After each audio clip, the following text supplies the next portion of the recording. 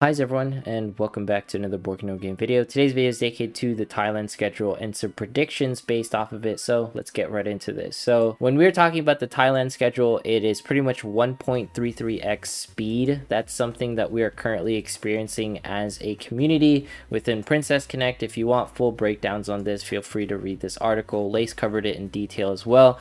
But let's go ahead and jump into the predictions, alright? And with predictions being pretty much placed out, take them with a grain of salt. With the way the events flow, as you can see here on February 17th, there was predictions made where a rank increase was going to take place, a player level increase was going to take place, a new chapter was going to be appearing, and an event was going to be appearing, coupled with the fact that we are going to get a clan battle. So we're already experiencing the accuracy of the clan battle, and we also experienced on Twitter that they released the Hatsune event, the focus gacha, dungeons, the player level increases, the rank increases already.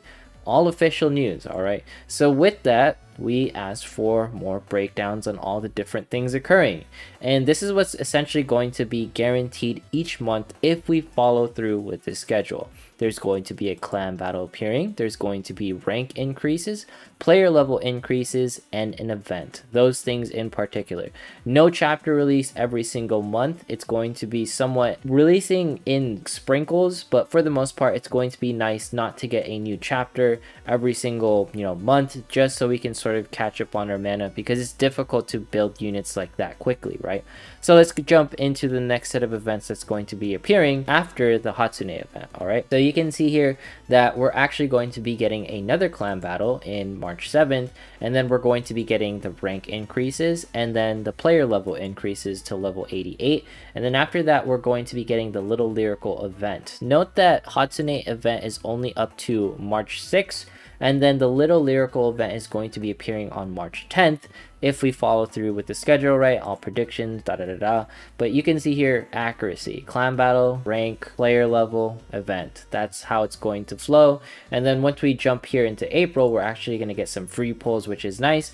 But let's go right into it, where we get clan battle, a new chapter release, very nice, Ilya event, another chapter release, and then rank increases, and then player increase to 93. All right, that's going to be happening in the middle of April, not in the beginning. Just like in March it was in the beginning, but in April it's more in the middle, right? And then we can follow on to the next month in May, where pretty much we get another clan battle. Well, it's the tail end of April, but it might as well be in May.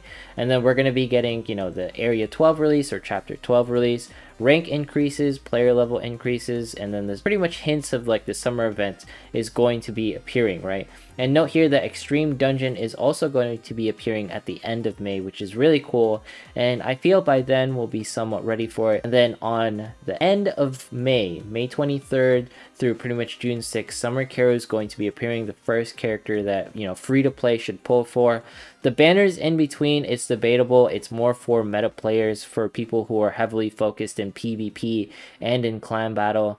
I don't think Ares is a must pull. We'll talk about more later. Kyoko might be someone you want to look into. Just note that all of the units that's going to be appearing up to Summer Karu, they're all like going to be in the permanent banner. Of course, like Summer Pecorine banner, that's going to be limited, so it's up to you whether you want to pull on these banners. You should ideally save until Summer Karu appears right around May 23rd, like we talked about, right? And note that there's going to be an event. With this predictions being pretty much placed and us knowing to take it with a grain of salt, it's nice to see that we're going to be getting an event each month. We're going to be getting rank increases each month, we're going to be getting level increases each month, and then we're also going to be getting clan battles each month. So just the fact that we can get clan battle and then we can also get events each month.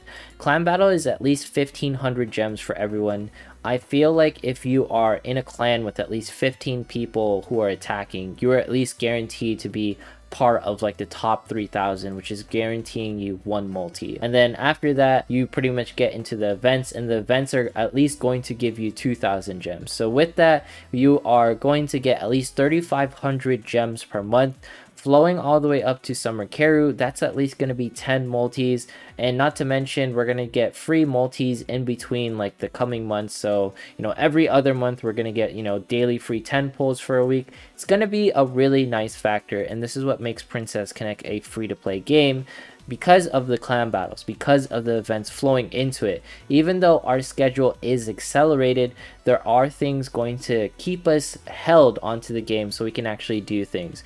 I feel like if the game was slowed down where we didn't have events like every other month, we would be sort of bored with the game, because essentially we would just be waiting for clan battle. In the future, we'll get stuff like Luna Tower and unique equipment, but you can see here that none of that is going to be appearing anytime soon if we follow through with this schedule. All right, Extreme Dungeon 1 is probably the biggest thing, like PvE wise. We're going to have difficulty on outside of clan battle, because we already know clan battle is fairly difficult, but I'm super excited to announce these predictions. And of course, take it with a grain of salt. This is going to be very nice for the future of Princess Connect if we can go through this schedule. All right, let's go ahead and cover the clan battles for today. The first set ones, they're a little iffy. I pretty much run them on auto. I was traumatized from yesterday using 0 UA's, Cowrie. Now, a couple of things that I've taken away from clan battle.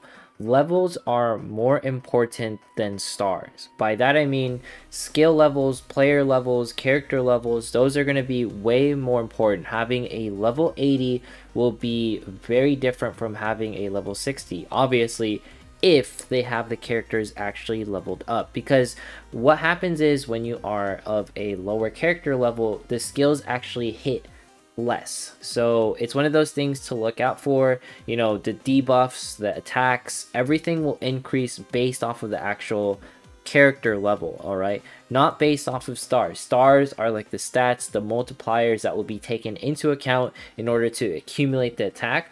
But it's better to have, higher base skill levels, because your multipliers will be higher because they can take in more stats. All right, it's just something to look into, and it's one of the things that I made a mistake early on during clan battle, where I thought stars were more important in some ways when really it's character levels. So don't try to use a level 68 4-star 5-star Makoto, because a level 80 Makoto will definitely be much better. There's my team, there's my run. Not the best, it's okay, I like it. All right, so let's go ahead and cover the next one, where we're pretty much running June. I did try running comps where Makoto is face tanking. It never really worked out. First one with Cowrie pretty much face tanking. I think that's like a common thing that most people know. And then the June one, it's just OP. Like June with Makoto is OP. Makoto with Mitsuki is the most OP thing in clan battle right now, I have to say. Their defense downs together is really good. And note that the information I found out with clan battle is that the bosses actually have more defense than normal enemies. So when you're defense downing them, you can definitely go over 100. And I'm not sure how this trend pretty much flows. Just note that the clan boss battles, they are going to have much higher defenses than your normal enemy. So feel free to bring as many units as you can. Ideally only 2. Don't bring more than 2 defense breaks. And in this case, it's going to be June and Makoto. For future magic teams, it's going to be Summer Karu and then, another character. But Summer Karu is pretty much the Makoto of magic damage. And you can see here, we deal a decent amount of damage, very solid at 400k. I wasn't really trying to mess around, because yesterday I messed up so hard. I technically lost 200k worth of damage, but at the same time, no risk, no reward. I played it safe today, and I dealt, the decent amount of damage that I'm currently happy with. Right here, I am pretty much hesitant earlier because I almost ran the 4-star or 5-star Makoto, which wasn't correct. I pretty much switched it out and I brought in the correct Makoto, which is a level 80, which I really like more than, a 5-star one at level 68. We already covered it. Anyways, let's get here into the Wyvern. I actually manual this one. The only reason why I manual this one, because there was an actual 50k difference if I chose to auto this, which was just unacceptable to me. And I could get more consistency out of this one because I have a tank. You can see here, this is the normal flow of timings. Around the 50-second mark, you're supposed to pretty much watch these characters, and they do the howls, they do the attack buffs and everything. Shinobu's really great because her skill is so late that it lets my 2 attackers here proc their skills within, like, you know, before they actually want to cast it. It's really nice because I get to buff up and everything. To me, like, Eriko and Mimi and Shinobu sync up well. Makoto, obviously she's an outlier because she sits in the front. I tried running weird teams with this and Wyvern. Also, this is us on lap 3, and it was just a little weird because things just sort of like get topsy-turvy when you try to run Makoto as a tank. It's definitely much better with Kaori. I know in the future we can definitely run Makoto as the face tank. For now, we're going to be using stuff like this. And you saw me, I used Monica earlier. These bosses are just so weird because there's always a team where you can configure it a little bit more. And I think clan battle is more about having a lot of units to play with and experiment with, and less about like just running something that you feel like is meta. It's really weird because Princess Connect does not hold your hand in clan battle, and if we did not know of Makoto's existence, a lot of us would be dealing like, you know, 200 100k less damage, right? Because she increased my damage phenomenally, and you can see here the run isn't the best, it's at 312, but I was getting like 260s and 250s. So to me, in my eyes, this was absolutely fantastic. All right, make sure to finish out your clan battle attacks a bit early today. It's going to be ending 5 hours earlier. Thank you to Troku for posting this. Riru also made this. This is going to show you when the clan battle is actually going to be ending, so don't panic if you're like, oh my god, I gotta like do my clan battle attacks right now. We still got like 12 hours, we got lots of times, or 13 hours, you know what I mean? And you know, when it comes to things like this, it's better to plan your attacks. Don't go too crazy, because if you can score 500k or 400k, that's much better than like 300k, so on and so forth. And of course, thank you so much to Sabin for pretty much creating this information. Without the community that we have right now for Princess Connect, this stuff wouldn't be possible. And of course, take it with a grain of salt, because it doesn't matter whether this is accurate or inaccurate. It just goes to show how the flow of events will sort of occur, where, you know, we get rank increases, player increases, a clan battle, an event, and all that stuff, and free pulls. It's just one of those things though where take it with a grain of salt, because nothing is ever set in stone and nothing is ever purely accurate. I just wanted to share this so we can get sort of a rough idea and know that unique equipment and stuff isn't coming anytime soon.